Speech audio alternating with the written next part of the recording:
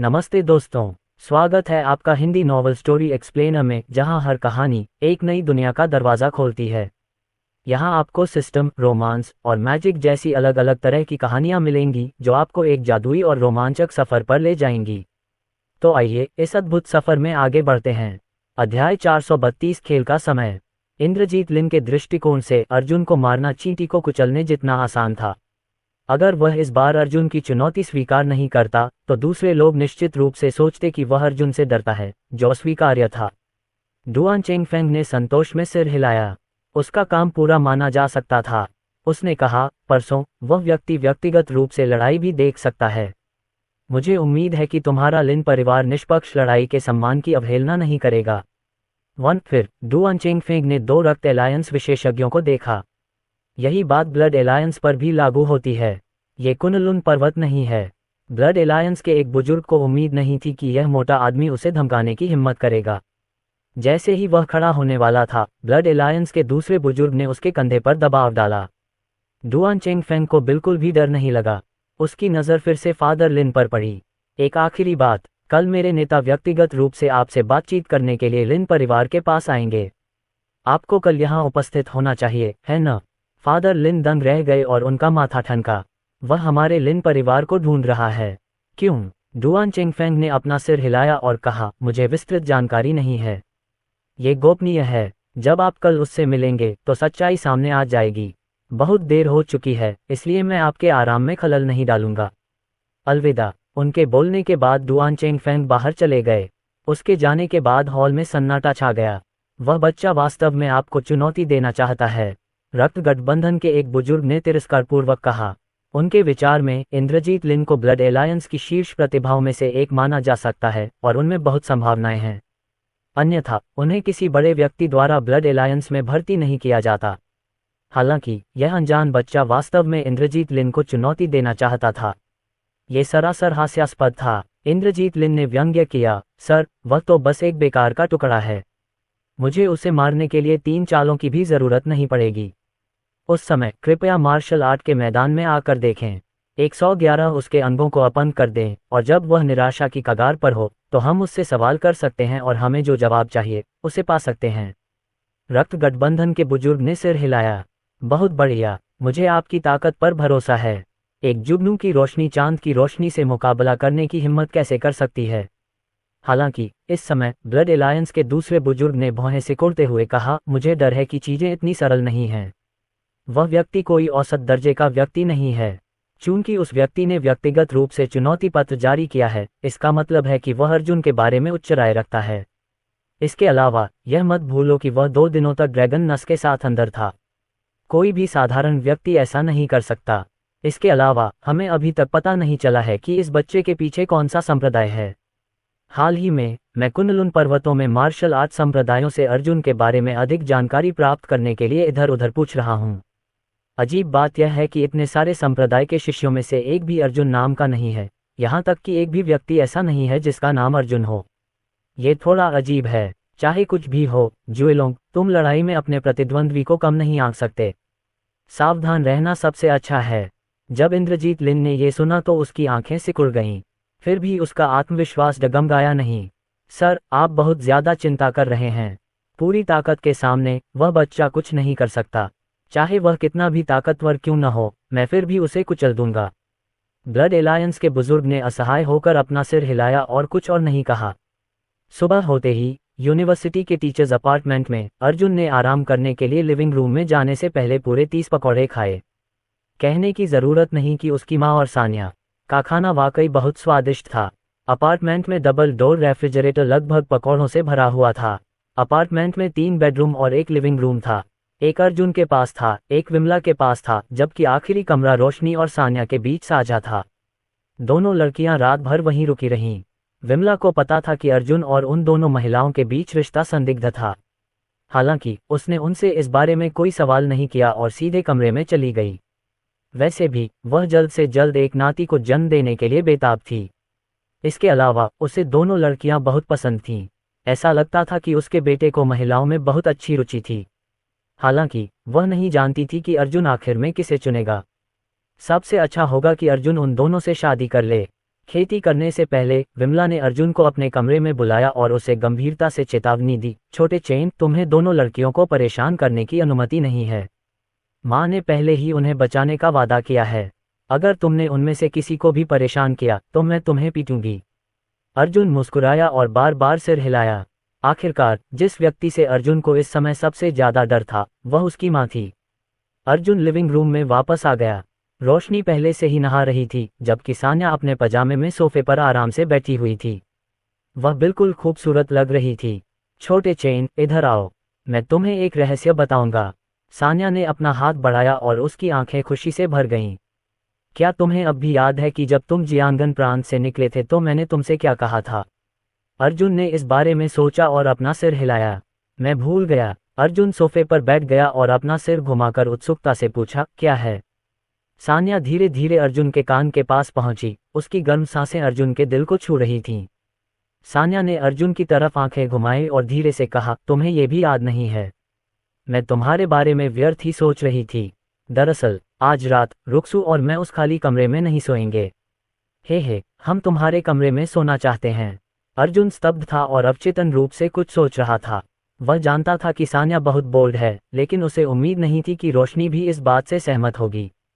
यह उसके व्यक्तित्व से बिल्कुल विपरीत था। सान्या को स्वाभाविक रूप से पता था कि वह क्या सोच रहा था और उसने कहा, मैंने रुक्सू के साथ शर्त लगाई थी।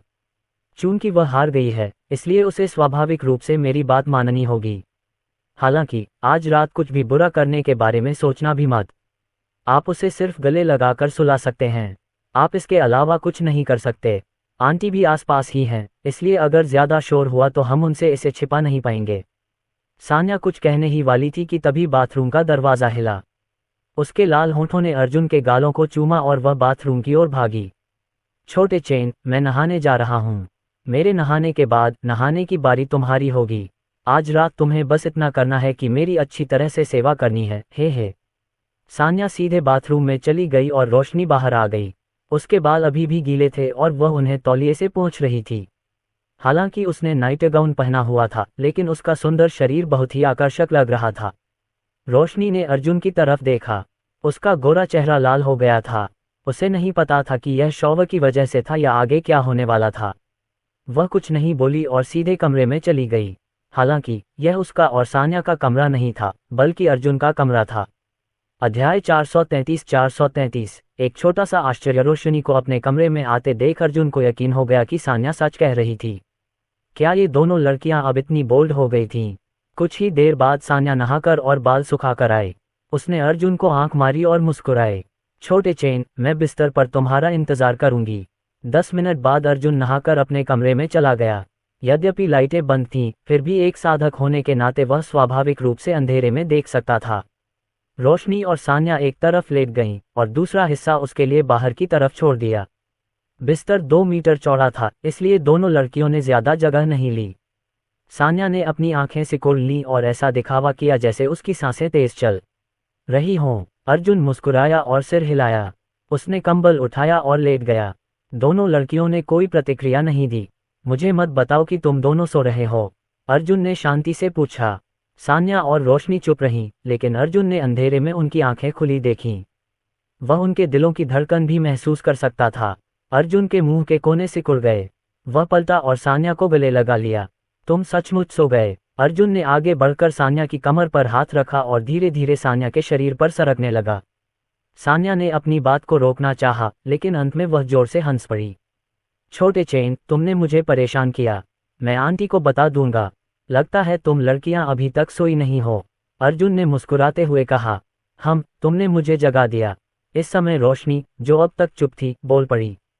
छोटी ही, उसे बीच में सोने दो। मैं तुम्हारी मदद करूंगी उस पर नजर रखने में। अगर वह हिलता है तो हम आंटी के पास जाकर शिकायत करेंगे।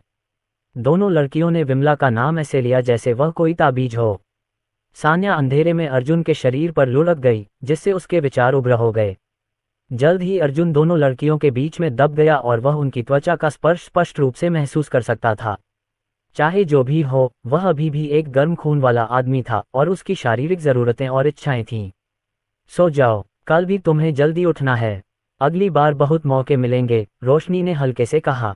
ऐसा कहकर उसने अपनी आंखें बंद कर लीं और केवल सांसों की हल्की आवाज़ सुनाई दी।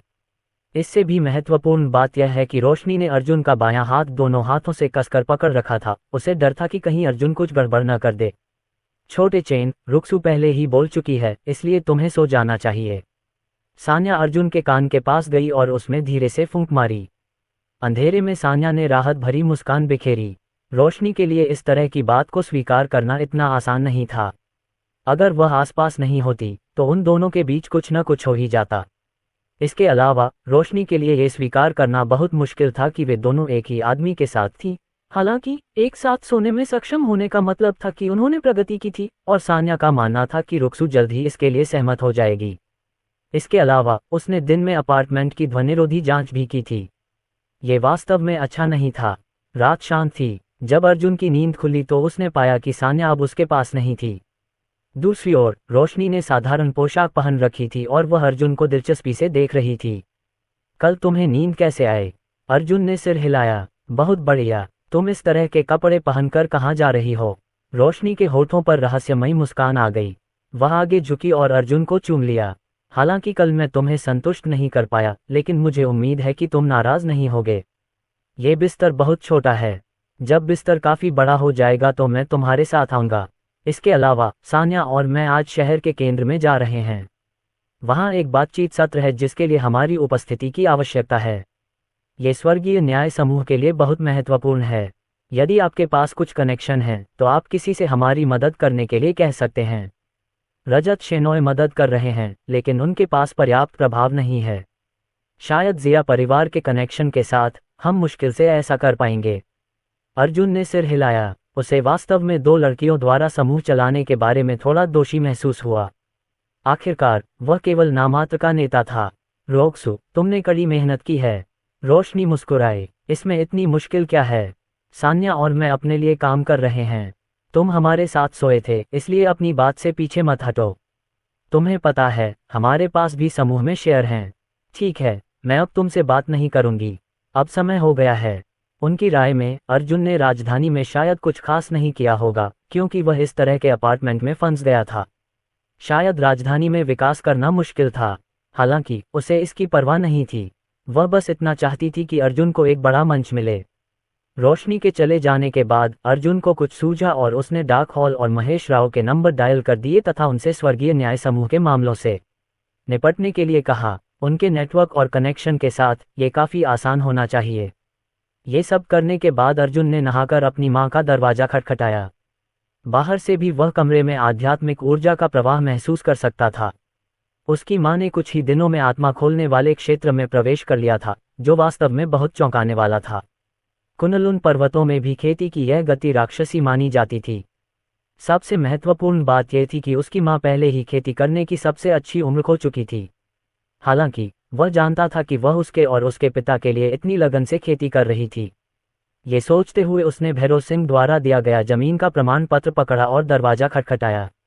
कल इंद्रजीत लिन के साथ उसकी लड़ाई का दिन था और वह आदमी शायद उसके पिता को वापस भेज देगा। इसका मतलब यह था कि कल उनके परिवार के पुनर्मिलन का दिन भी होगा। इससे पहले वह अपनी माँ को एक सरप्राइज देना चाहता था।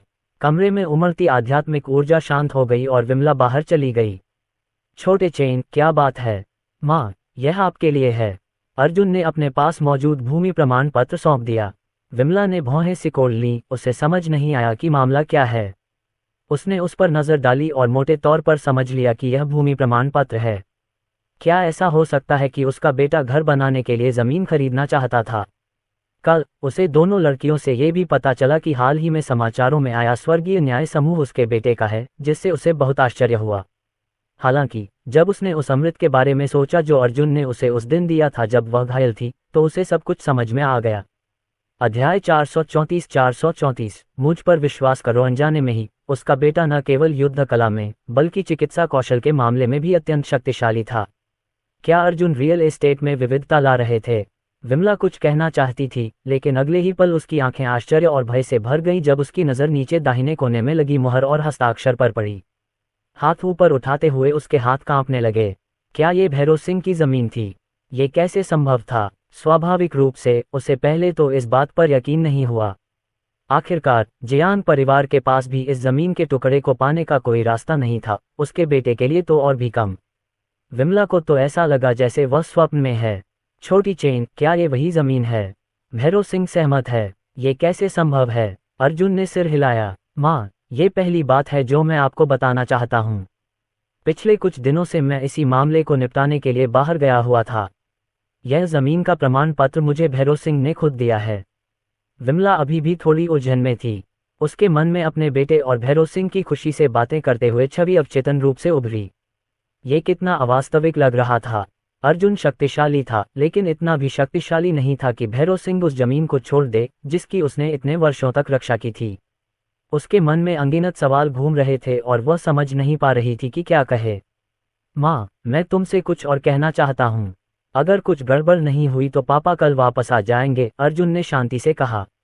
हालांकि वह उत्साहित था, फिर भी उसने ऐसे बात की जैसे ये कोई सामान्य बात हो।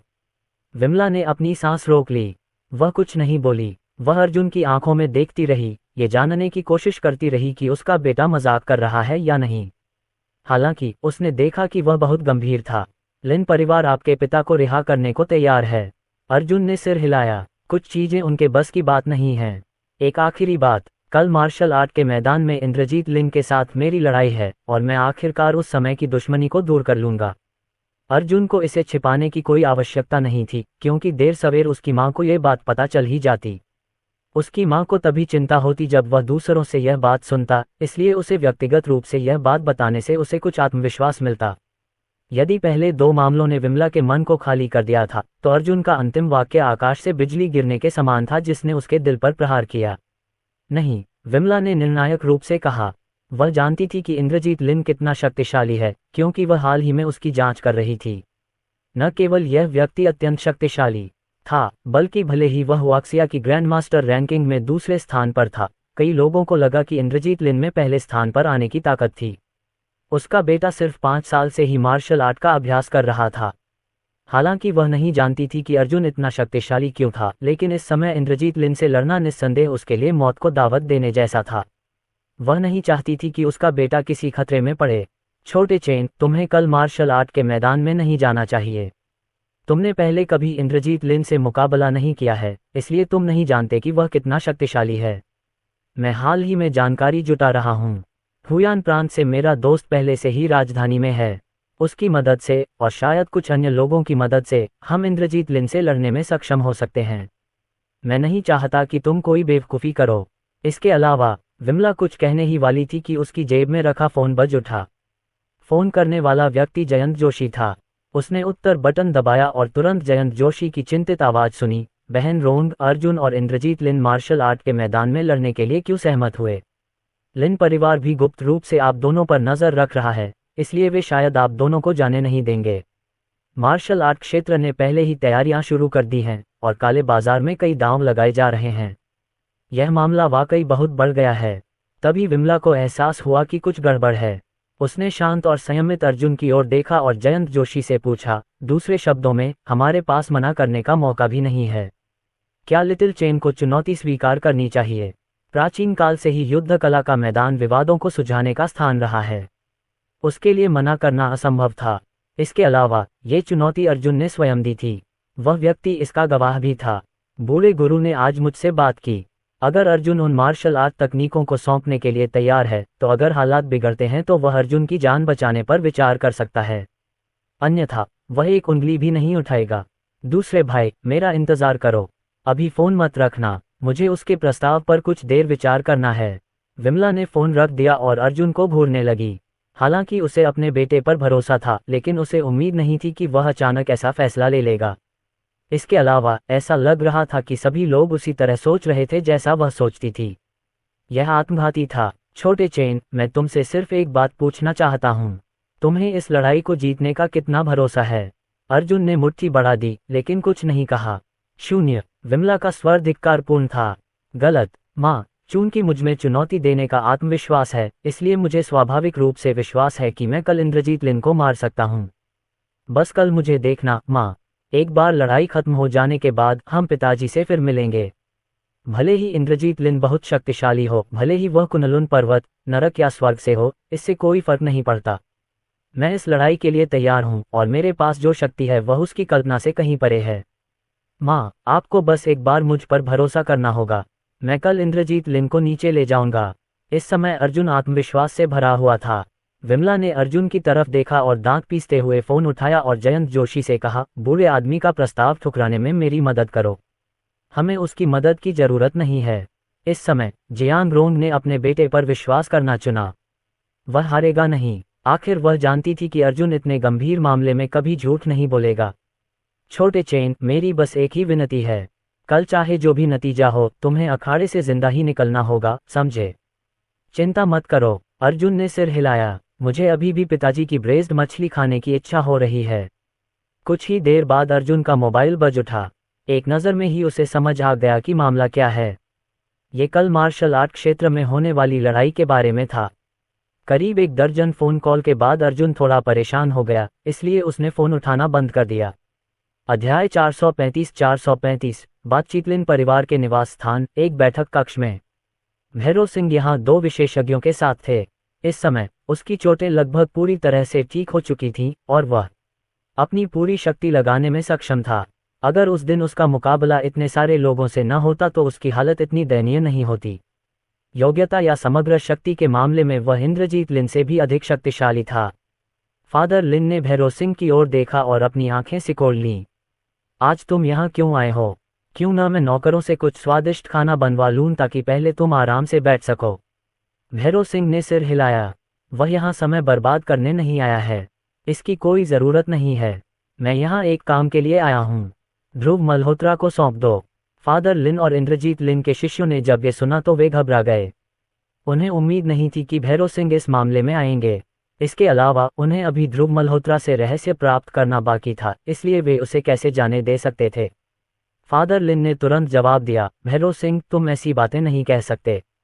मैं तो ये भी नहीं जानता कि ध्रुव मल्होत्रा कौन है। मैं उसे कैसे सौंप सकता हूँ? भैरव सिंह ने ठंडी सांस ली। लिनेओ, इस कमरे में हम में से कुछ ही लोग हैं। तुम्हें इसे छिपाने की ज़रूरत नहीं है। मैं आज यहाँ बातचीत करने आया हूँ और उम्मीद करता हूँ कि हम दोस्ताना संबंध बनाए रख पाएंगे। भले ही तुम्हारा लिन परिवार हुआक्सिया की मार्शल आर्ट की दुनिया में शीर्ष परिवार हो, लेकिन मेरे लिए तुम्हारे लिन परिवार से निपटना असंभव नहीं है। इसके अलावा आपको ये भी अच्छी तरह से पता होना चाहिए कि हुआक्सिया के पास अभी भी संरक्षक हैं। भैरव सिंह के शब्दों में धमकी की झलक थी। उनके अनुसार अर्जुन ने न केवल उन्हें और उनकी बेटी को बचाया था, बल्कि यह भी बताया था कि उनकी पत्नी कहाँ चली गई है। इसलिए चाहे कुछ भी हो, उन्हें ध्रुव मल्होत्रा की रक्षा करनी ही थी। लिनेओ और इंद्रजीत लिन दोनों खड़े हो गए। कितना प्रभावशाली बयान है। भैरव सिंह, क्या मैं इसे धमकी मान सकता हूँ? भैरव सिंह ने सिर हिलाया। अगर आप इसे इस तरह से लेना चाहते हैं तो आप ऐसा कर सकते हैं। अब ध्रुव मल्होत्रा हुआक्सिया के रहस्यों में शामिल है, इसलिए उसे सौंप दिया जाना चाहिए। यदि आपके परिवार को नहीं पता कि इसके लिए क्या अच्छा है, तो हालांकि हुआक्सिया को इसकी कीमत चुकानी होगी, लेकिन आप पहले से ही कल्पना कर सकते हैं कि अंत में किसे अधिक नुकसान होगा। भैरव सिंह ने शुरू से ही कड़ा रुख अपनाने का फैसला किया, अन्यथा लिन परिवार को दबाना बहुत मुश्किल हो जाता। इंद्रजीत लिन और लिनेओ के हाव भाव बदल गए और उनकी हत्या की मंशा सामने आ गई। उन्होंने कभी नहीं सोचा था कि भैरव सिंह पूरे लिन परिवार को धमकाने की हिम्मत करेगा। भैरव सिंह, तुम्हें ये बात स्पष्ट रूप से समझ लेनी चाहिए कि अगर हम तुम्हें मारना चाहें तो तुम भी बच नहीं पाओगे। भले ही तुम शक्तिशाली हो, लेकिन क्या तुम और लौह रक्त शिविर के कुछ विशेषज्ञ हमें रोक सकते हो? हम लिनेओ और इंद्रजीत लिन भैरव सिंह की ओर बढ़े। इसके अलावा लिन परिवार के विशेषज्ञ भी धमकी देते हुए आगे बढ़े। भैरव सिंह ने बैठक की मेज को अपने सामने पटक दिया, जिससे वह टुकड़े टुकड़े हो गई। तुम मुझे मारना चाहते हो? क्या तुम सच में सोचते हो कि मैं आसानी से हार मान लूंगा? आप कोई निर्णय लेने से पहले बाहर की स्थिति पर एक नज़र क्यों नहीं डालते? लिनेओ को लगा कि कुछ गड़बड़ है। हालांकि जैसे ही वह बोलने वाला था, लिन परिवार का एक विशेषज्ञ वहां पहुंच गया। मालिक, घर को घेर लिया गया है। ये सुनकर लिनेओ को अंततः एहसास हुआ कि इस बार भैरव सिंह गंभीर थे। रक्त गठबंधन के 2 बुजुर्ग आज मौजूद नहीं थे, इसलिए यदि वास्तव में संघर्ष छिड़ गया तो लिन परिवार को होने वाली क्षति अकल्पनीय होगी। लिनेओ ने बहुत देर तक हिचकिचाते हुए कहा, मैं ध्रुव मल्होत्रा को सौंप सकता हूँ। हालांकि मेरी एक शर्त है, अर्जुन को मार्शल आर्ट के मैदान में कल की लड़ाई में जीवित रहना होगा। अगर अर्जुन बच भी नहीं पाता है तो भले ही मैं ध्रुव मल्होत्रा को सौंप दूं, मैं फिर भी उसे पकड़ लूंगा। ये सबसे बड़ा समझौता है जो मैं कर सकता हूँ। अगर तुम सहमत नहीं हो तो हम लड़ेंगे। मेरा लिन परिवार इतने सालों से हुआक्सिया में रह रहा है और हमारे साथ कोई खिलवाड़ नहीं किया जा सकता। भैरव सिंह फोन करने के लिए एक कोने में चले गए। कुछ देर बाद वे वापस आए और सिर हिलाया। ठीक है, अगर अर्जुन हार जाता है तो हुआक्सिया स्वाभाविक रूप से मामले को आगे नहीं बढ़ाएगा। हालांकि अगर इंद्रजीत लिन हार जाता है तो ध्रुव मल्होत्रा को तुरंत रिहा किया जाना चाहिए। इंद्रजीत लिन ने ठंडी सांस ली। वह हार जाएगा? असंभव। वह न केवल जीतना चाहता था बल्कि वह अर्जुन को यातना भी देना चाहता था। तो क्या हुआ अगर भैरव सिंह और वह व्यक्ति इस बच्चे का समर्थन कर रहे थे? मार्शल आर्ट के क्षेत्र में उसे कोई नहीं रोक सकता था, केवल ताकत ही सर्वोच्च थी। उसी समय कुनलुन पर्वत में असंख्य तलवार संप्रदाय का मुख्य हॉल।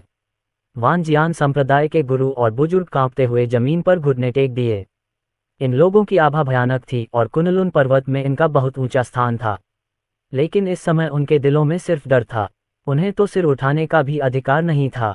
हॉल के सामने एक ऋषि जैसा आदमी खड़ा था जिसने अपनी पीठ पर एक बड़ी तलवार की पेटी रखी थी और अपने दोनों हाथ पीछे करके चुपचाप खड़ा था।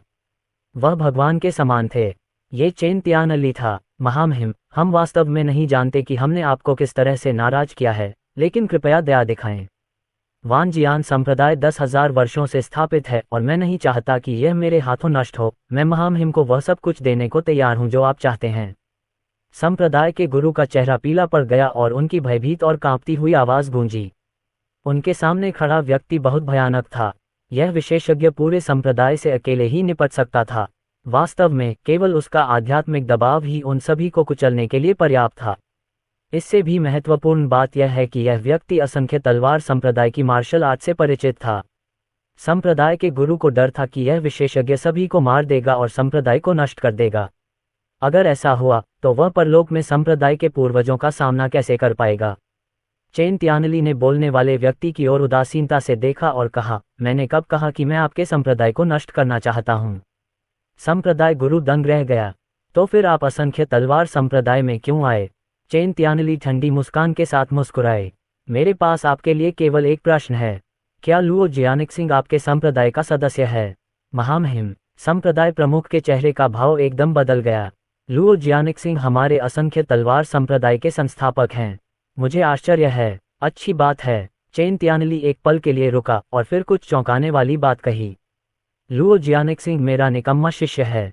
हालांकि आज मैं किसी और मामले के लिए आपके संप्रदाय में आया हूँ।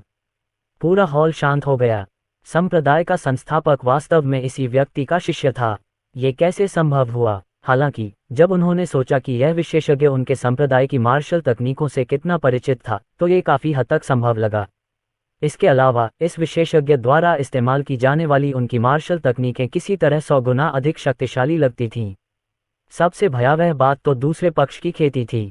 ऐसा लग रहा था मानो वे किसी अंतहीन खाई का सामना कर रहे हों। महामहिम, क्या मैं जान सकता हूं कि आप यहाँ क्यों आए हैं? संप्रदाय गुरु कांप उठा। चेन तियानली ने एक जेड पेंडेंट निकाला जिसे फिर हॉल के ऊपर तैरने दिया। एक आवाज जो गड़गड़ाहट की तरह लग रही थी गूंजी, भविष्य में यदि आप किसी को इस जेड को पकड़े हुए देखते हैं तो उसके साथ वैसा ही व्यवहार करें जैसा आप मेरे साथ करेंगे। अध्याय 436 त्वरित प्रगति। असंख्य तलवार संप्रदाय के सभी लोगों ने तैरते हुए जेड पेंडेंट को देखकर भौहें सिकोड़ लीं। जेड का ये पेंडेंट बहुत ही सादा और अलंकृत था जिस पर 6 लंबी तलवारें बनी हुई थीं। जेड पेंडेंट के पीछे 3 शब्द लिखे थे, असंख्य डाउन्स तलवार मास्टर। क्या ये रहस्यमय व्यक्ति मायरी डाउन्स तलवार मास्टर हो सकता है? अचानक संप्रदाय के गुरु को कुछ सूझा और अचानक उनके हाथ में एक पेंटिंग आ गई। जब पेंटिंग को खोला गया तो उन्होंने देखा कि उसमें एक बूढ़ा आदमी दिखाया गया था जिसके चारों ओर 6 तलवारें तैर रही थीं। अजीब बात यह थी कि ये 6 तलवारें जेड पेंडेंट पर लगी 6 तलवारों के समान ही थीं। संप्रदाय गुरु की नज़र पेंटिंग में दिख रहे बूढ़े व्यक्ति पर पड़ी। फिर उसने अपना सिर उठाया और चेन तियानली की ओर देखा। पहनावे और हेयर स्टाइल में अंतर के अलावा रूप और स्वभाव बिल्कुल एक जैसे थे। इस समय संप्रदाय के गुरु की अभिव्यक्ति बदल गई। ये पेंटिंग संप्रदाय के संस्थापक लुओ जियानिक्सिंग की थी। हालांकि उन्हें नहीं पता था कि इस पेंटिंग में क्या खास बात थी, लेकिन ऐसा कहा जाता है कि लुओ जियानिक्सिंग की मृत्यु से पहले उन्होंने इस पेंटिंग को सुरक्षित रखा था। उन्होंने अपने शिष्यों से कहा कि यह पेंटिंग बहुत महत्वपूर्ण है और उन्हें इसे हर कीमत पर सुरक्षित रखना होगा। भले ही संप्रदाय गायब हो जाए, लेकिन ये पेंटिंग नष्ट नहीं हो सकती। इस समय संप्रदाय गुरु को अंततः मामले की गंभीरता का एहसास हुआ। यह आदमी वास्तव में संप्रदाय के संस्थापक का गुरु था।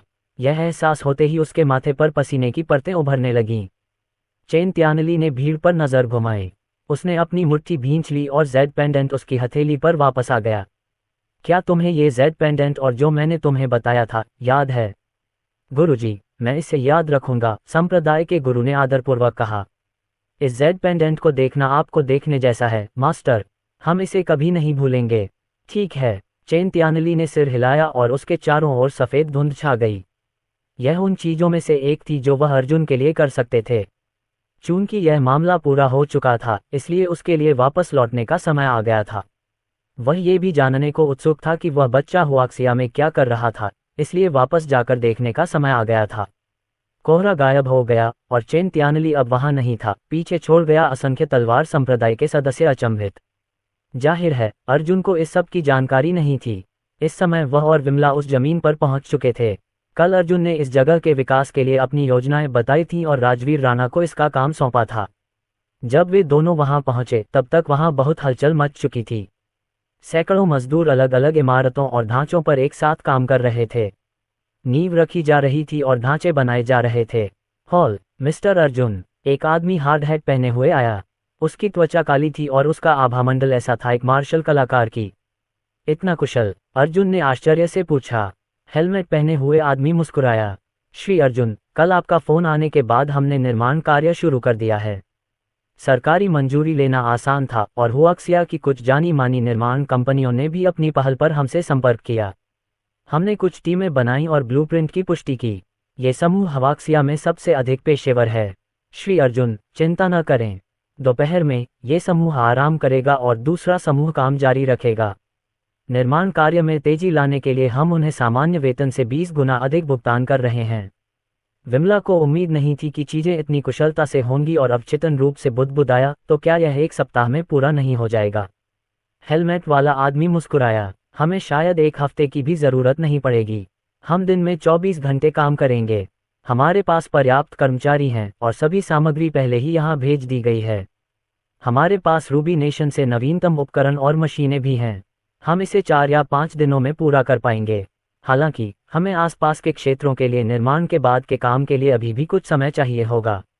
विमला ने सिर हिलाया। इतनी जनशक्ति और संसाधनों के साथ पारिवारिक आवास बनाना वाकई बहुत आसान था। तुमने बहुत मेहनत की है। ये गोली ले लो। अर्जुन के हाथ में एक गोली आई और उसने उसे फेंक दिया। हेलमेट पहने हुए आदमी ने जब गोली देखी तो उसकी सांसें तेज हो गईं। उसने गोली को अपने हाथ में कसकर पकड़ लिया और जल्दी से उससे धन्यवाद दिया। धन्यवाद मिस्टर अर्जुन। उसके बाद अर्जुन और विमला ने चारों ओर देखा और सब कुछ देखकर संतुष्ट हो गए।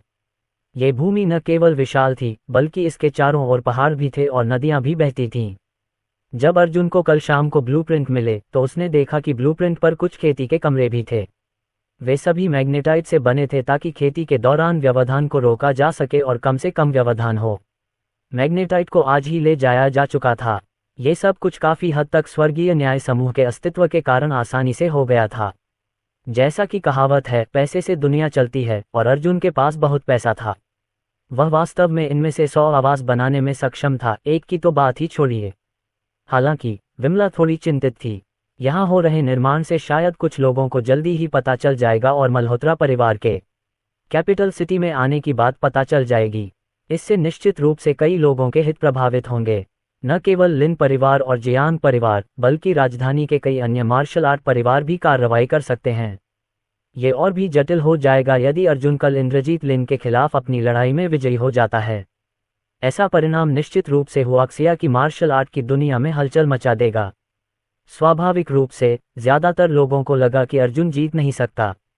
अगर वह हार गया तो यह जमीन का टुकड़ा तुरंत इन परिवारों के लिए खुला खेल बन जाएगा। छोटे चेन मल्होत्रा परिवार का घर बनाना वाकई बहुत आसान है, लेकिन इसे बचाना बहुत मुश्किल है। जहां तक मुझे पता है, इस जमीन के टुकड़े पर कई परिवार लालची हैं। आखिरकार यह उन परिवारों के लिए सौभाग्य और समृद्धि ला सकता है। अगर भैरव सिंह की हिम्मत न होती तो राजधानी के वे शीर्ष परिवार इस जगह के लिए बहुत पहले ही लड़ चुके होते। अर्जुन मुस्कुराया। माँ, चिंता मत करो। चूंकि मैंने मल्होत्रा परिवार का घर यहाँ बनाने की हिम्मत की है, इसलिए मैं स्वाभाविक रूप से उनसे निपटने के लिए तैयार हूँ। अगर किसी ने ऐसा करने की हिम्मत की तो ये जगह उनकी कब्रगाह बन जाएगी।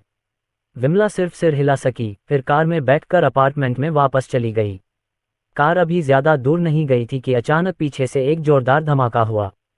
अर्जुन की आंखें सिकुड़ गईं और उसने जल्दी से ड्राइवर को गाड़ी घुमाने के लिए कहा। जब कार दोबारा आई तो उसने देखा कि ये निवास के पास 6-7 हम्मर गाड़ियां खड़ी थीं। एक संशोधित हम्मर तो आधी बनी दीवार से टकरा गई, जिससे मजदूरों की कड़ी मेहनत बर्बाद हो गई। इतना ही नहीं, 4 मजदूर खून से लथपथ थे। वे जमीन पर पड़े थे और दर्द से अपने घावों को पकड़ रहे थे। अर्जुन ने कार का दरवाज़ा खोला और बाहर भागा। उसने हम्मर्स को अनदेखा किया और सीधे घायल मजदूरों के पास गया। उसकी उंगलियों पर एक सील बन गई और एक हल्की रोशनी उन पर छा गई। खून का बहना तुरंत बंद हो गया। सुरक्षा हेलमेट पहने डाक हॉल विशेषज्ञ को भी एहसास हो गया था कि कुछ गड़बड़ है और वह दौड़कर वहां पहुंचे। अर्जुन ने चारों घायल मजदूरों की जांच की। एक को गंभीर चोटें आई थीं, जबकि बाकी 3 को फ्रैक्चर या मामूली चोटें ही आई थीं। वह गंभीर रूप से घायल मजदूर के पास गया और उसे एक दवा खिलाई, जिससे उसकी चोटें और बढ़ने से रुक गईं। आपको कैसा लगता है? कर्मचारी के चेहरे पर पीड़ा और असहजता थी। वह दांत पीस रहा था और पसीने से लथपथ था। वह जानता था कि अर्जुन यहाँ का बॉस है। बॉस, मुझे ऐसा लग रहा है कि मैं अब अपने हाथों को महसूस नहीं कर सकता। मेरी बेटी अभी भी विश्वविद्यालय में है और मेरी पत्नी को अभी भी दवा लेनी पड़ती है। क्या होगा अगर मैं काम नहीं कर पाया? अध्याय 437। वह परिवार। अर्जुन के हाथ में चांदी की सुइयां दिखाई दी, जिन्हें घायल मजदूर की बाह में घुसा दिया गया। घायल मजदूर को तुरंत ही एक गर्म धारा महसूस हुई, जिससे उसकी बाह में उत्तेजना पैदा हुई, यहाँ तक कि उसे थोड़ा आराम भी महसूस हुआ। चिंता मत करो, यह कोई बड़ी बात नहीं है। अर्जुन ने दूसरे कर्मचारी की ओर देखा और कहा, इसकी देखभाल करने में मेरी मदद करो। ठीक है बॉस। इतना सब करने के बाद अर्जुन की नज़र हम्मस पर पड़ी। दरवाजे खुले तो कुछ लोग उतरे, कुछ युवक युवतियां, साथ ही एक गर्वित दिखने वाला युवक और 2 बूढ़े। उनकी आभा से यह पता चलता था कि वे मार्शल कलाकार थे। बूढ़े लोग युवक की रक्षा के लिए उसके पास खड़े थे। उनकी आंखों में सतर्कता और ठंडक थी। इस समय हेलमेट पहने डाक हॉल से विशेषज्ञ वहां पहुंचे। उनकी आंखें ठंडी थीं और वे इन लोगों को घूर रहे थे। उन्होंने ठंडे स्वर में कहा, आप कौन हैं? आपने हमारा काम क्यों बर्बाद कर दिया? आगे चल रहे युवक ने इस पर कोई ध्यान नहीं दिया, फिर इधर उधर नजर घुमाकर उदासीनता से पूछा, क्या भैरव सिंह इस बात से सहमत हैं? उस युवक का नाम हे जियानकी था और वह हे परिवार का सबसे बड़ा पुत्र था। हे परिवार भी राजधानी के शीर्ष परिवारों में से एक था। हालांकि उनकी तुलना लिन परिवार और जियान परिवार से नहीं की जा सकती थी, लेकिन उन्हें कम करके नहीं आंका जा सकता था। ध्यान देने वाली मुख्य बात यह थी कि हे परिवार अपने स्थान के कारण लिन परिवार के बराबर नहीं था। एक बार जब उन्होंने अपने परिवार को एक कीमती जमीन पर बसा लिया, तो उनका भाग्य निश्चित रूप से बदल जाएगा। इसलिए इन सभी वर्षों में हे परिवार को इस जमीन के टुकड़े में बहुत रुचि थी। उन्होंने भैरव सिंह से कई बार बातचीत की थी और हर तरह के तरीके भी अपनाए थे, लेकिन कभी सफल नहीं हुए थे। वे कुछ नहीं कर सकते थे और खुद को केवल यही दिलासा दे सकते थे कि राजधानी में किसी और परिवार के पास ये जमीन नहीं होगी। हालांकि कुछ ही घंटे पहले ही हे परिवार को खबर मिली कि इस जमीन पर निर्माण कार्य वास्तव में शुरू हो गया है, और वह भी तीव्र गति से। वे शांत बैठने में असमर्थ थे, इसलिए वे दौड़कर वहां पहुंचे।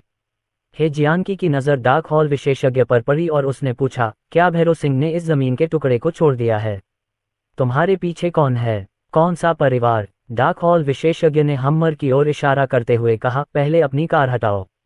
इसके अलावा कृपया माफी मांगो और घायल कर्मचारियों को मुआवजा दो।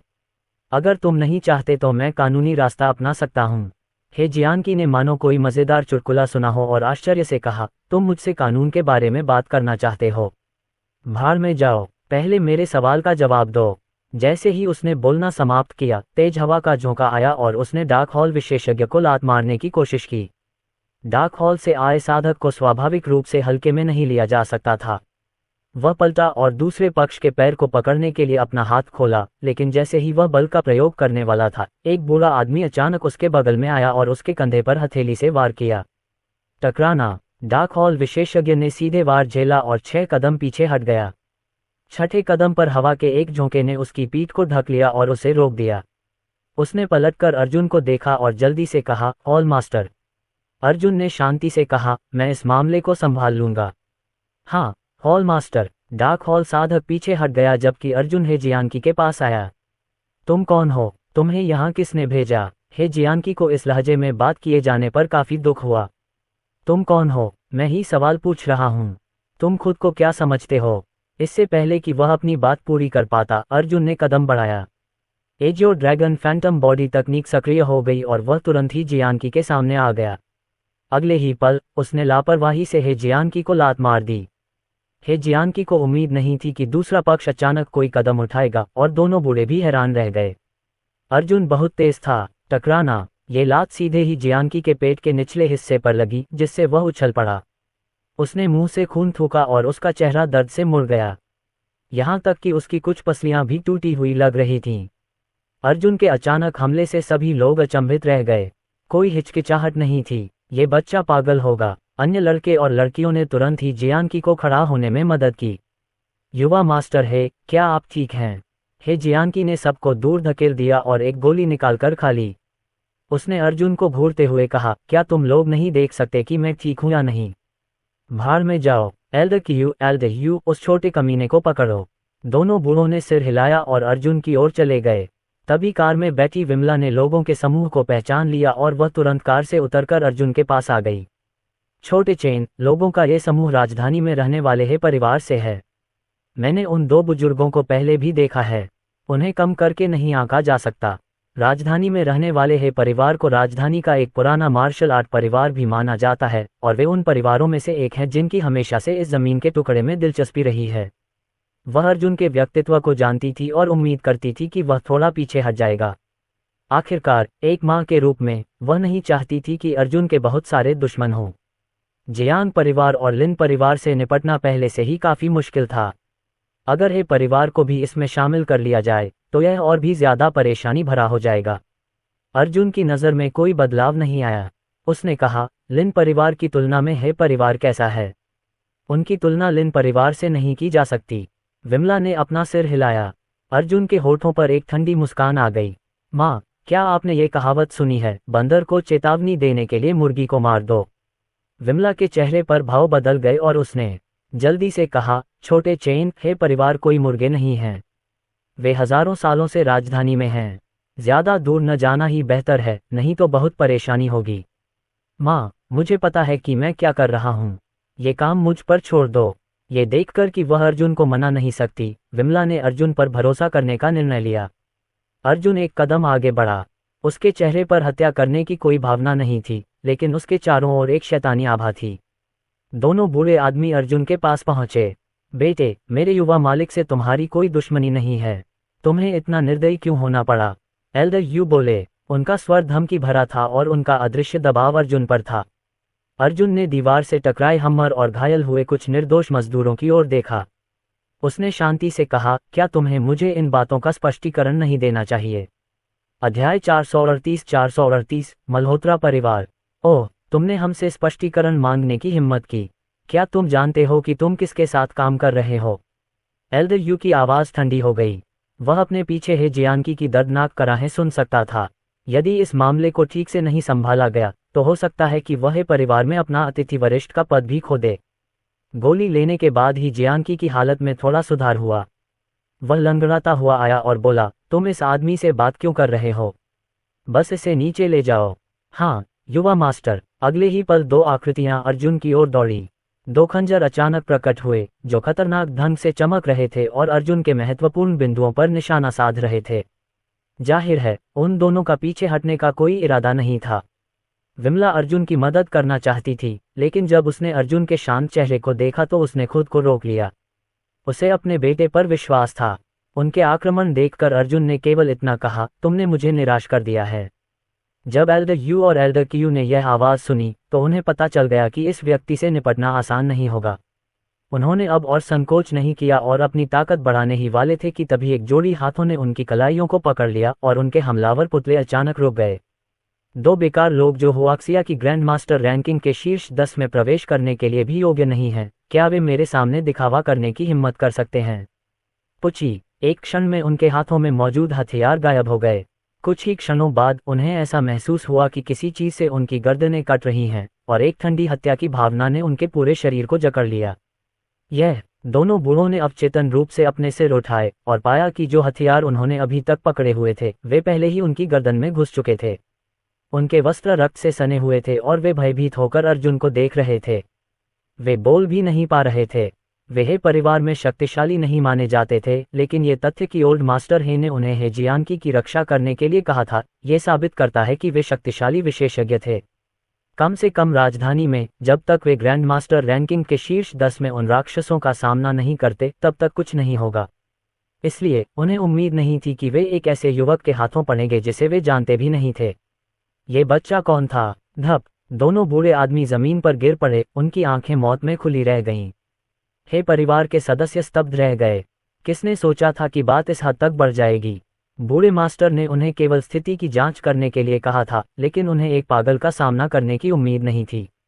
इसके अलावा यह पागल बहुत ताकतवर था। उन्होंने अपना होमवर्क कर लिया था।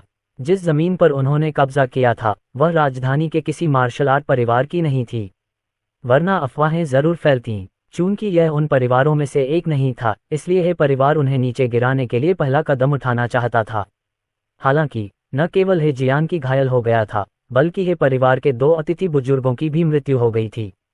धत्तेरी की! अर्जुन धीरे धीरे हेजियांकी और अन्य लोगों की ओर बढ़ा। हालांकि इन लोगों में प्राचीन मार्शल आर्ट की एक निश्चित शक्ति थी, लेकिन यह उन 2 अतिथि बुजुर्गों की तुलना में कुछ भी नहीं थी जो पहले ही मर चुके थे। तुम यहाँ आओ और घुटनों के बल बैठकर माफी मांगो। जब सभी लोग अचंभित थे तभी अर्जुन की शांत आवाज गूंजी। हालांकि उसकी आवाज में ठंडक का भाव था।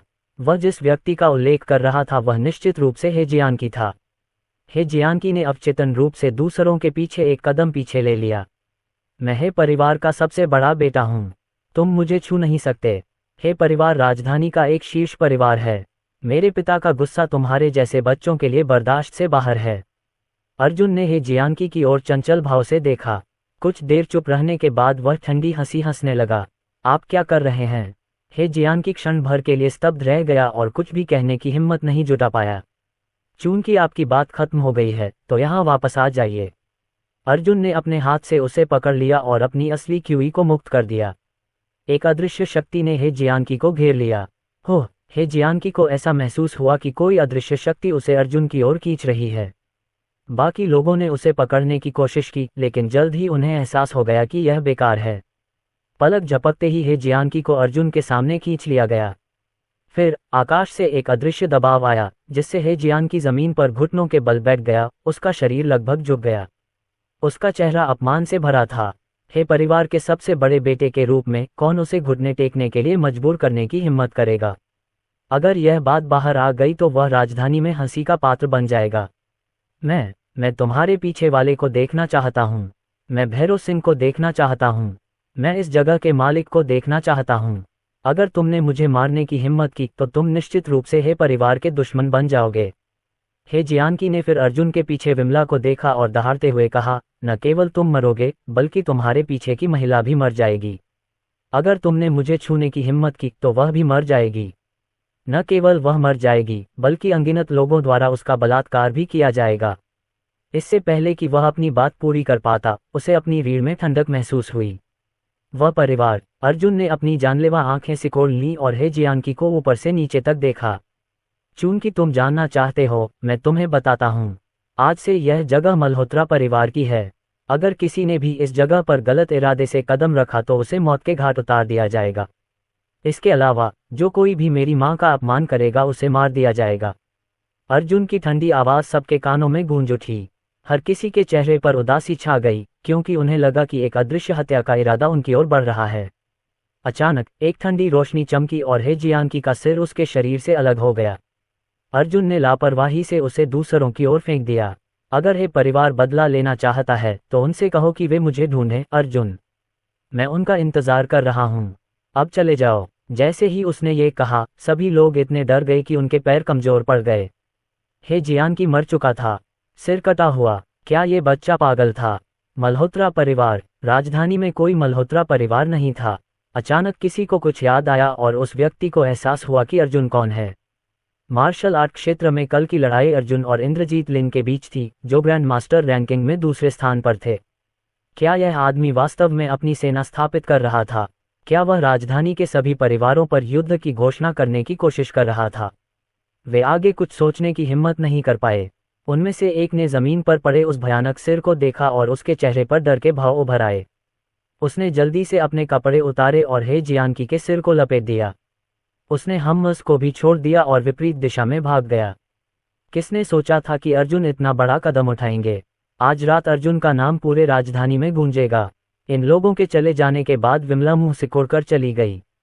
छोटे चेन, क्या तुमने उन्हें जानबूझकर जाने दिया? अध्याय 439 प्रार्थना और आशा। अर्जुन ने सिर हिलाया। वह जियान की मौत को दावत दे रहा था। मैं परेशानी खड़ी नहीं करना चाहता था, लेकिन उसने बस गलत काम कर दिया। आज से लेकर कल तक इस जगह को देखने वाले लोग कुछ भी गलत करने से पहले 2 बार सोचेंगे।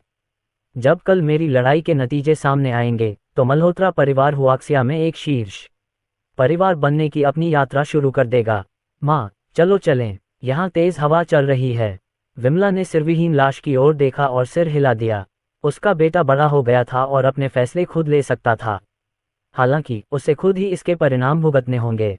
ये हुआक्सिया में मार्शल आर्ट की दुनिया की क्रूर प्रकृति थी और यही मुख्य कारण था कि वह प्रतिभाशाली होने के बावजूद भी साधना नहीं कर पाए।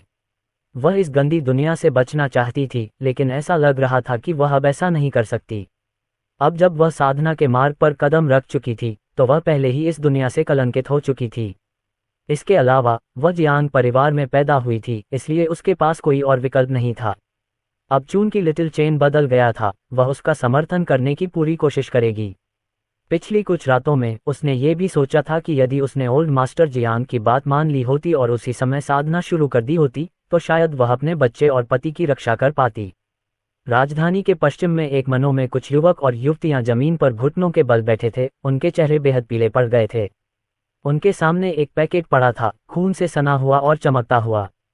एक मध्यम आयु वर्ग का व्यक्ति और एक बूढ़ा व्यक्ति सम्मान की सीटों पर बैठे थे। मध्यम आयु वर्ग के व्यक्ति हे जियांकी के पिता और हे परिवार के मुखिया हे गोवांग थे। जहां तक बूढ़े आदमी की बात है, वह परिवार का सच्चा स्वामी था, हे शेंगहाई। इस समय उनके चेहरे लाल हो गए थे और हत्या की मंशा उनके शरीर से बह रही थी।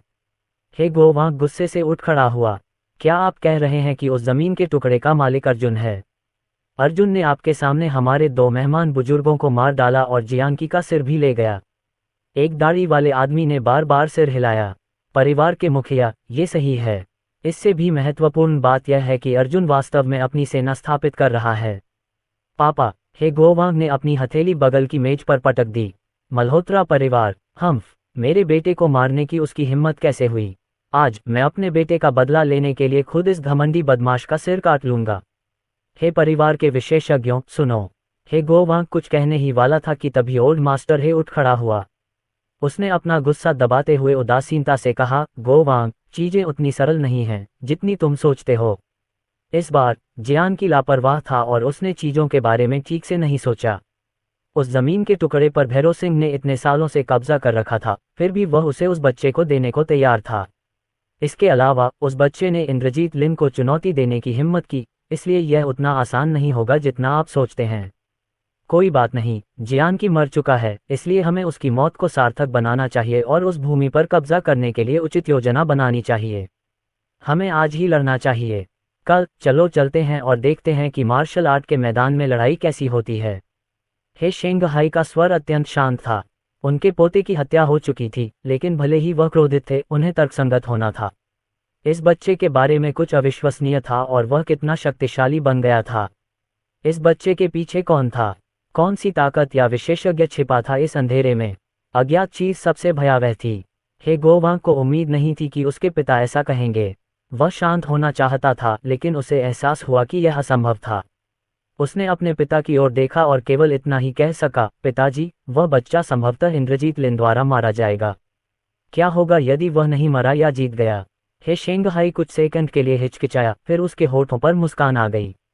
अगर वह जीतता है तो यह सबसे अच्छा है। उस समय हम हमला कर सकते हैं।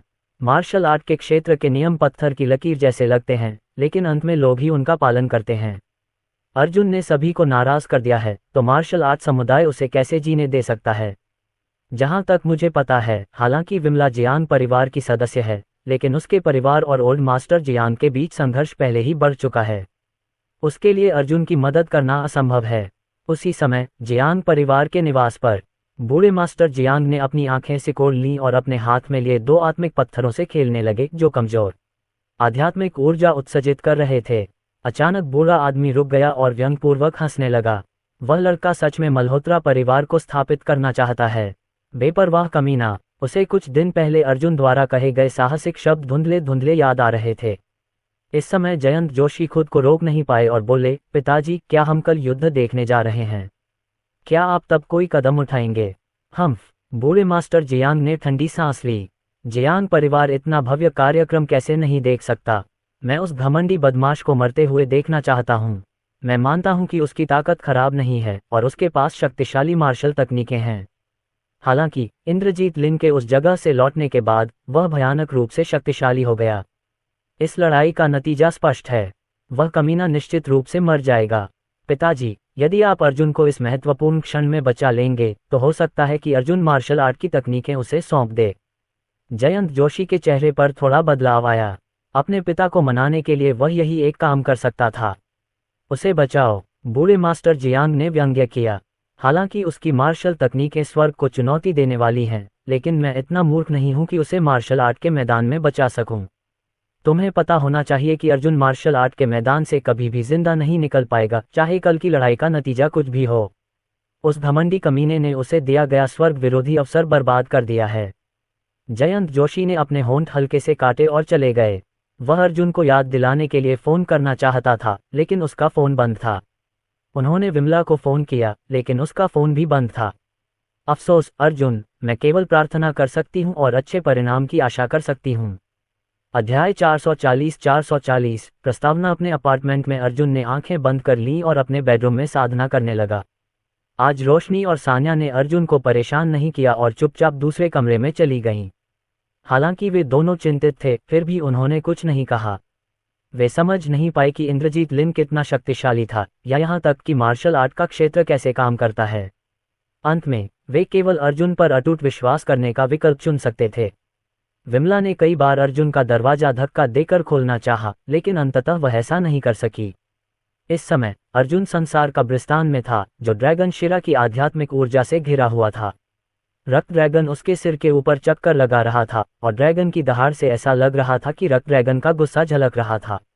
जब से रक्त ड्रैगन किनलिंग की ड्रैगन नस से लौटा है, तब से वह आग की लपटों से घिरा हुआ है। कभी कभी ये संसार का कब्रिस्तान के भीतर तापमान भी बढ़ा सकता है। अर्जुन का आभामंडल बढ़ता ही जा रहा था। वह युद्ध से पहले ही आगे बढ़ना चाहता था, लेकिन एक बार ताकतवर हो जाने के बाद साधना इतनी आसान नहीं होती। सौभाग्यवश अर्जुन का क्षेत्र पहले से ही इस छोटे क्षेत्र के शिखर पर था और उसे इसमें सफलता पाने में अधिक समय नहीं लगा। साधना की एक रात के बाद अर्जुन ने अपनी आंखें खोली और एक ठंडी हत्या की मंशा जारी की।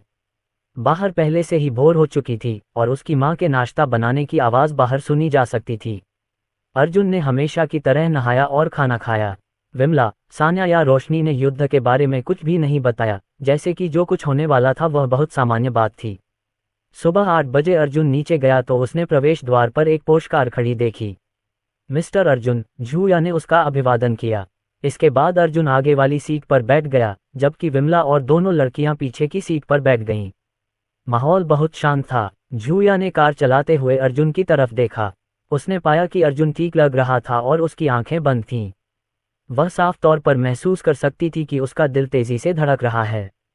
सिर्फ उसे ही नहीं, बल्कि उसके पीछे बैठी 3 औरतों को भी ऐसा ही महसूस हो रहा था। इस स्थिति में कौन सचमुच शांत रह सकता है? आधे घंटे बाद राजधानी के मार्शल आर्ट एरेना में जैसे ही पोर्शे कार इमारत के सामने रुकी, अनगिनत लोगों की निगाहें उस पर टिक गईं। शीतलता, तिरस्कार, उपहास, अर्जुन पर नकारात्मक भावनाओं से भरी सभी तरह की निगाहें टिकी हुई थीं, लेकिन वह अविचलित रहा।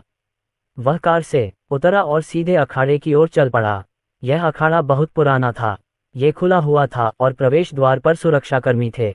व्यवस्था बनाए रखने के लिए काफी संख्या में सैनिक भी थे। श्री अर्जुन, महेश राव प्रवेश द्वार पर प्रतीक्षा कर रहे थे। जब उन्होंने अर्जुन को देखा तो उनकी आंखें सिकुड़ गईं और उन्होंने जल्दी से अर्जुन का सम्मानपूर्वक अभिवादन किया। वह व्यक्ति पूरी लड़ाई देखेगा। अर्जुन ने सिर हिलाया और कुछ नहीं कहा। वह सीधे मैदान में चला गया।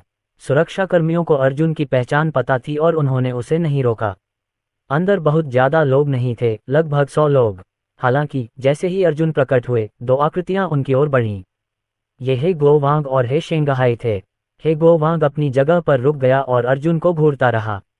उसने हर शब्द को स्पष्ट रूप से कहा, अर्जुन, तुमने कल मेरे बेटे को मार डाला। आज मार्शल आर्ट के मैदान से जिंदा बाहर निकलने के बारे में सोचना भी मत। अर्जुन ने उसे अनदेखा कर दिया। उसकी नज़र में वे सिर्फ चींटियां थीं, जिनसे वह बाद में निपट सकता था। उसे जिस पर ध्यान केंद्रित करना था, वह था प्लेटफॉर्म पर मौजूद आदमी। इस समय एक दाढ़ी वाला आदमी मार्शल आर्ट स्टेज पर गर्व से खड़ा था और उसके अंदर हत्या करने की तीव्र इच्छा थी। वहां खड़े होने मात्र से ही उसके अंदर भय प्रेरक दबाव की भावना पैदा हो रही थी। अर्जुन उस आदमी को घूरता रहा और जैसे ही वह मंच के पास पहुंचा, उसके हृदय में क्रोध उबलने लगा। उसके हर कदम के साथ क्लाउड लेक मैनर के पुराने दृश्य उसके दिमाग में घूम रहे थे। उसके मन में क्रूरता, हत्या और पागलपन भरा हुआ था। इससे पहले कि अर्जुन मंच पर कदम रख पाता, भैरव सिंह उसके पास आ गए। मिस्टर अर्जुन, अगर आप ये लड़ाई जीत गए तो हम ध्रुव मल्होत्रा को वापस ले आएंगे। मेरे आयरन ब्लडड कैंप के विशेषज्ञ भी बाहर पहरा दे रहे हैं। हालांकि मार्शल आर्ट क्षेत्र के नियम हुआक्सिया की आधिकारिक सेना को शामिल होने से मना करते हैं। इसके अलावा मिस्टर ये, वहां पर दो बूढ़े लोगों से सावधान रहें। मेरी जांच के अनुसार वे दो लोग ब्लड एलायंस से हैं और बहुत मजबूत हैं। अर्जुन ने उन दो बूढ़ों की ओर देखा, जो उसे खून की प्यासी निगाहों से देख रहे थे। उनके बगल में लिन परिवार का मुखिया था। भैरव सिंह ने जिन दो बूढ़ों का उल्लेख किया था, उनकी गर्दन पर खून के लाल रंग के दरवाजे के टैटू बने हुए थे। मुझे उम्मीद नहीं थी कि ब्लड अलायंस का लिन परिवार के साथ कोई रिश्ता होगा। अर्जुन को थोड़ा आश्चर्य हुआ। लिन परिवार से कुछ ही दूरी पर जियांग परिवार था। Old master Jiang, Jayant Joshi और अन्य सभी उपस्थित थे। जिन लोगों को आना चाहिए था वे सभी यहाँ थे। अर्जुन ने अब कोई हिचकिचाहट नहीं दिखाई और मंच पर कदम रखा। ऐसा लग रहा था जैसे उसके शरीर में मौजूद रक्त ड्रैगन उसके शरीर से बाहर निकलने वाला है और एक अदृश्य जानलेवा आभा ने उसे चारों ओर से घेर लिया है। प्लेटफॉर्म पर ठंडी हवा चल रही थी। ये शुरू होने वाला है, एक जीवन मरण की लड़ाई। इस अर्जुन का दिमाग गधे ने कुचल दिया था। उसने वास्तव में ऊपर जाने की हिम्मत की। ऐसा कहा जाता है कि ब्लैक मार्केट में सट्टेबाजी की संभावनाएं पागलपन भरी होती हैं।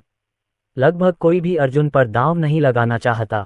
बेशक इंद्रजीत लिन की तुलना में अर्जुन कितने सालों से साधना कर रहा है। कौन बेवकूफ हारने वाली शर्त पर अपना पैसा बर्बाद करेगा? ये बेवकूफ़ी होगी। आपको मुझे बताने की ज़रूरत नहीं है, लेकिन किसी ने अर्जुन पर दांव लगाया था। मैंने सुना है कि भैरव सिंह ने अर्जुन पर 10 मिलियन का दांव लगाया है। अगर वह जीत जाता है तो उसे सैकड़ों मिलियन युआन मिलेंगे। क्या भैरव सिंह की बेटी कुछ समय के लिए रिवर सिटी में नहीं रुकी थी? वह शायद अर्जुन को जानती हो। हाँ, चूंकि सभी जानते हैं कि अर्जुन मर जाएगा, इसलिए मैं बहुत उत्सुक हूँ। वह कैसे मरेगा? तुरंत मार दिया जाएगा या उसे यातना देकर मारा जाएगा? अखाड़े के मध्य मंच पर खड़ी दो आकृतियों को देखकर दर्शकों के बीच चर्चा का माहौल व्याप्त हो गया। अर्जुन की हार तय थी। बिना किसी अपवाद के सभी का निर्णय एक जैसा था। जब अर्जुन मंच पर आए तो भीड़ ने केवल उनका मजाक उड़ाया और हंसी। सभी लोग अर्जुन को ऐसे देख रहे थे मानो वे किसी मरे हुए आदमी को देख रहे हों। इंद्रजीत लिन ने अपनी आंखें खोलीं और उसके होठों पर खूनी व्यंग्य उभर आया। ट्रैश, आखिरकार हम मिल ही गए। 5 साल पहले अगर तुम्हारी माँ ने तुम्हें ईस्ट कॉइन लेक में नहीं धकेला होता तो तुम बहुत पहले ही मर गए होते। सच कहूं तो मुझे थोड़ा पछतावा हो रहा है।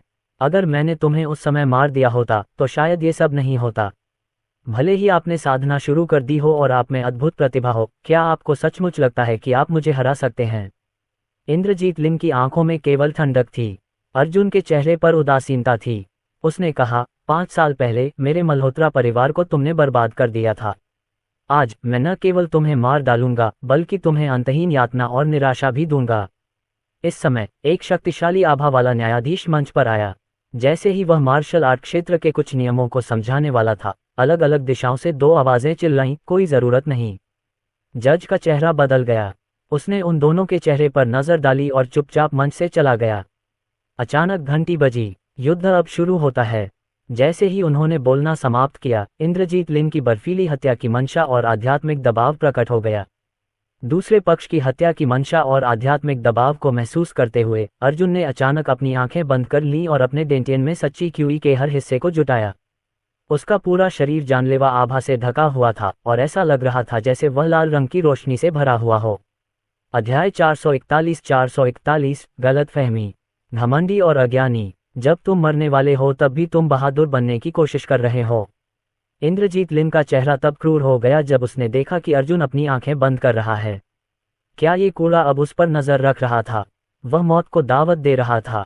घुटने टेकना। इंद्रजीत लिन ने और इंतजार नहीं किया। दहाड़ते हुए वह अर्जुन पर झपटा। वह आज अर्जुन को उसके अहंकार और अज्ञान पर पश्चाताप करवा देगा। उसके पीछे एक भ्रमात्मक रक्त बाघ उमड़ पड़ा और बाघ की दहाड़ गूंज उठी। आमतौर पर जब कोई विशेषज्ञ कोई शक्तिशाली तकनीक या अनोखी आभा विकसित करता था तो वह एक भ्रामक प्रेत का निर्माण कर लेता था जो उसका अपना होता था। टूटी आत्मा संप्रदाय के बूढ़े व्यक्ति के पास एक भ्रामक विशाल सांप था, जबकि इंद्रजीत लिन के पास एक रक्त बाघ था। ये भ्रामक प्रेत दूसरों को मजबूत और भयभीत कर सकता है। हालांकि ये सभी प्रेत अर्जुन के रक्त ड्रैगन के सामने चींटियों के अलावा कुछ नहीं थे। इस समय इंद्रजीत लिन की आभा पागल हो गई और यहाँ तक कि मंच भी हल्का सा कांप उठा। वह अर्जुन की ओर बढ़ा। हिस। इंद्रजीत लिन के अचानक हमले को देखकर मंच के नीचे बैठे दर्शकों ने ठंडी सांस ली। इंद्रजीत लिन ने वास्तव में एक रक्त बाघ प्रेत का निर्माण किया है। ये बहुत भयानक है। पूरी दुनिया में हुआक्सिया के ग्रैंड मास्टर रैंकिंग के प्रथम स्थान प्राप्त विशेषज्ञ को छोड़कर कोई भी इंद्रजीत लिन की चुनौती स्वीकार करने की हिम्मत नहीं करेगा। अर्जुन बिल्कुल भी हिल नहीं रहा है। ऐसा लगता है कि उसने अपनी किस्मत स्वीकार कर ली है। देखो, अर्जुन बहुत डर गया है। हाँ, क्या उसे नहीं पता कि क्या करना है? इतना अहंकारी होना उसके लिए उचित ही है। जैसे ही इंद्रजीत लिन ने अपनी चाल चली, सबकी आंखें चौड़ी हो गईं, खासकर तब जब उन्होंने देखा कि अर्जुन ने कुछ नहीं किया था। ये बच्चा क्या कर रहा था? क्या वह ऐसे ही मरने वाला था? विमला और अन्य लड़कियों को ऐसा महसूस हुआ कि उनके सीने में दिल धड़क रहा है। यह मुक्का इंद्रजीत लिन का सबसे शक्तिशाली हमला नहीं था, लेकिन यह ऐसा कुछ नहीं था जिसे कोई साधारण व्यक्ति रोक सके। एकमात्र व्यक्ति जो अर्जुन पर नहीं हंस रहा था वह रक्त गठबंधन के बुजुर्गों में से एक था जिसने भौहें सिकोड़ी। वास्तव में उसे अर्जुन से खतरा महसूस हुआ। ऐसा लग रहा था जैसे अर्जुन के शरीर से कुछ बाहर निकलने वाला था, लेकिन अर्जुन उसे दबा रहा था। ये बदमाश कहाँ से आया है? प्लेटफॉर्म पर खड़े अर्जुन को लगा कि तेज हवा उसकी ओर आ रही है। उसने अचानक अपनी आंखें खोलीं। अर्जुन की पुतलियां सिकुड़ गईं जब उसने इंद्रजीत लिन को देखा, जो अपने सिर के ऊपर रक्त बाघ प्रेत के साथ उसकी ओर उड़ रहा था। ईमानदारी से कहूं तो अगर वह एकता के दायरे में नहीं पहुंचता तो शायद वह इस मौके का सामना नहीं कर पाता। हालांकि वह तब की बात थी और अब की बात है। एक सेकंड बाद वह अंततः हिल गया। बर्निंग स्काई पाम आपके हमले को तोड़ने के लिए पर्याप्त है। इस समय यद्यपि रक्त ड्रैगन बाहर नहीं आया, लेकिन इसने अर्जुन को शक्ति और आभा के मामले में बहुत बड़ा बढ़ावा दिया। अचानक ही एक जलता हुआ ताड़ का पेड़ हवा में संघनित हो गया और अर्जुन की आभा ने मंच को अपने आगोश में ले लिया, जबकि जलता हुआ आकाश ताड़ का पेड़ निर्दयतापूर्वक बाहर की ओर फैल गया। अर्जुन का शरीर आग की लाल रोशनी की परत से ढका हुआ था और बिल्कुल अग्नि देवता जैसा लग रहा था। टकरा जाना। एक जोरदार आवाज के साथ बर्निंग स्काई पाम इंद्रजीत लिन की मुट्ठी में जा घुसा। इंद्रजीत लिन ही ऐसा अकेला नहीं था जो इस घटना से स्तब्ध था। जिन्होंने अर्जुन को लड़ते नहीं देखा था वे भी स्तब्ध थे। ये जलती हुई हथेली इंद्रजीत लिन के हमले से जरा भी कमतर नहीं लग रही थी। क्या ही थी उस बच्चे की असली ताकत? रक्त बाघ और जलता हुआ आकाश ताड़ एक दूसरे से टकरा गए और मंच हिंसक रूप से हिल गया। इंद्रजीत लिन के रक्त बाघ को निर्दयतापूर्वक फाड़ दिया गया। वह कैसे संभव है? जब अर्जुन ने हमला किया तो जो भयानक आभा फैली उससे इंद्रजीत लिन की आंखें चौड़ी हो गईं। कितनी शक्तिशाली आभा! क्या यही उस बच्चे की असली ताकत थी? इस हमले में उसने अपनी 60% शक्ति का उपयोग कर लिया था, लेकिन न केवल वह इस छोटे से शैतान को मार नहीं सका, बल्कि उसका हमला भी विफल हो गया। दोनों के बीच अंतर स्पष्ट था। इस आदान प्रदान में वह नुकसान में था। क्या इसी बात ने तुम्हें मुझे चुनौती देने का आत्मविश्वास दिया? इंद्रजीत लिन ने दहाड़ते हुए जवाब में एक और हमला किया। हालांकि अर्जुन की हथेली का वार पहले ही लग चुका था। मानो असीम शक्ति उसके शरीर से टकराई और पूरे प्लेटफॉर्म पर दरारें पड़ गईं। ये कैसे हो सकता है? जिस क्षण उनमें टकराव हुआ, इंद्रजीत लिन के चेहरे पर भाव जम गए और धीरे धीरे उनका स्वभाव विकृत हो गया। वह 3 कदम पीछे हट गया, लेकिन अर्जुन एक भी कदम पीछे नहीं हटा। ब्लड एलायंस के बुजुर्ग ने असहायता से अपना सिर हिलाया। मैंने जुएलोंग से पहले ही कहा था कि वह अपने दुश्मन को कम न आंके, लेकिन उसने मेरी बात नहीं सुनी। वह इस बातचीत में हार गया। अगर वह वास्तविकता को स्वीकार नहीं करता है तो निश्चित रूप से उसे ही नुकसान उठाना पड़ेगा। जब फादर लिन ने यह सुना तो उनकी आंखें आश्चर्य से भर आईं। इस समय पूरा मार्शल आर्ट क्षेत्र शांत था। यहाँ तक कि सांसों की आवाज़ भी सुनाई नहीं दे रही थी। सबकी आंखें खुली की खुली रह गईं और वे मूर्तियों की तरह जमीन पर जड़वत खड़े रहे। इंद्रजीत लिन वास्तव में उस आदान प्रदान में हार गया था। आखिर अर्जुन कौन था? यद्यपि विजेता का फैसला अभी होना बाकी था, फिर भी यह अकेले ही अर्जुन की ताकत दिखाने के लिए पर्याप्त था। हे परिवार के पक्ष में माहौल बहुत भारी था। पिताजी, इस बच्चे की ताकत इस स्तर तक कैसे पहुंच सकती है? उस उम्र में तो इंद्रजीत लिन भी इतना शक्तिशाली नहीं था। क्या ऐसा हो सकता है कि अर्जुन की नश्वर जड़ें होने का दावा करने वाले परीक्षण के नतीजे गलत थे? गोवांग कांप उठा। हे शेंघई ने अपनी आंखें सिकोड़ ली और अर्जुन को घूरने लगा। मुझे नहीं पता कि उनकी जड़ें नश्वर हैं या नहीं, लेकिन अगर आज उनकी मृत्यु नहीं हुई तो 10 साल से भी कम समय में मल्होत्रा परिवार निश्चित रूप से राजधानी के शीर्ष परिवारों की श्रेणी में शामिल हो जाएगा। जियांग परिवार अंधा था। स्टोरी पसंद आई तो लाइक और शेयर करना न भूलें। हमारे टेलीग्राम चैनल को ज्वाइन करने से आपको नई स्टोरीज और अपडेट्स मिलते रहेंगे। ज्वाइन करने के लिए लिंक पर क्लिक करें।